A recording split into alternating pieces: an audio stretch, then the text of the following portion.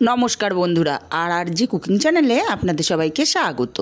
आजके निये हाजिर हये गेलाम शीतेर पाँचमेशाली सब्जी दिए आमुदी माछेर झाल चच्चड़ी रेसिपि निये। एखाने किछुटा आमुदी माछ केटे धुए जल झरिए नियेछि। एखन हाफ चामच हलुद दिए भालो करे माखिए नेब। एई माछेर मध्ये प्रचुर लवण थाके ताई लवणेर व्यवहार मोटेও करलाम ना। तारपर एकटा कड़ाई गरम करे परिमाण मतो तेल दिए दिलाम। तेलटा गरम हये गेले कड़ार गाये भालो करे छड़िए दिए हलुद माखानो बेश किछुटा माछ दिए दिलाम।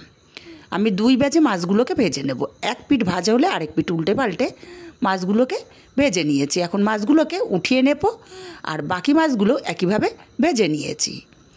माछगुलो तुले नेওয়ার পরে ওই তেলের মধ্যে हाफ চামচ পরিমাণে পাঁচফোড়ন দিলাম। তারপরে দিয়ে দিলাম লম্বা করে কেটে রাখা আলু আর মূলো। আলু আর মূলোগুলো সিদ্ধ হতে একটু টাইম লাগবে, তাই প্রথমে আলু আর মূলোগুলো দিলাম। মিনিট দুই সময় নিয়ে একটু কষিয়ে নিয়েছি। এখন এখানে দিয়ে দেব ঝালের জন্য চিরা কাঁচা লঙ্কা আর মোটা টুকরো করে কেটে রাখা পেঁয়াজ কুচি আর লঙ্কাটাকে দিয়ে আরও 2-3 মিনিট সময় নিয়ে কষিয়ে নিয়েছি।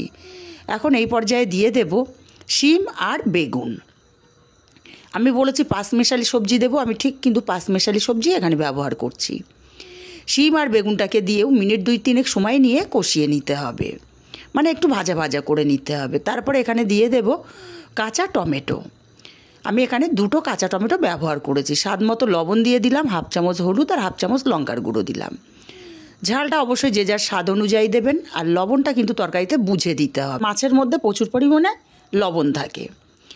মিনিট 2-3 সময় নিয়ে সবজিটাকে মশলার সঙ্গে কষিয়ে নিয়েছি। এখন এখানে দিয়ে দেব পরিমাণ মতো জল।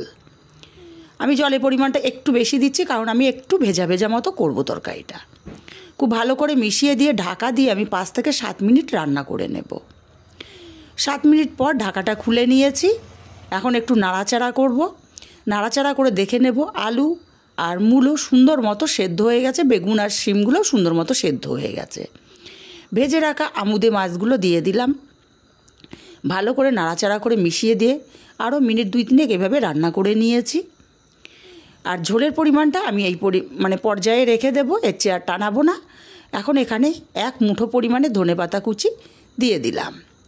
ধনেপাতা কুচিটাকে দিয়ে ভালো করে নাড়াচাড়া করে মিশিয়ে নিয়েছি। তারপর নামিয়ে নিলেই কিন্তু পরিবেশন করার জন্য রেডি। রেসিপিটা কেমন লাগলো কমেন্ট করে জানাতে ভুলবেন না।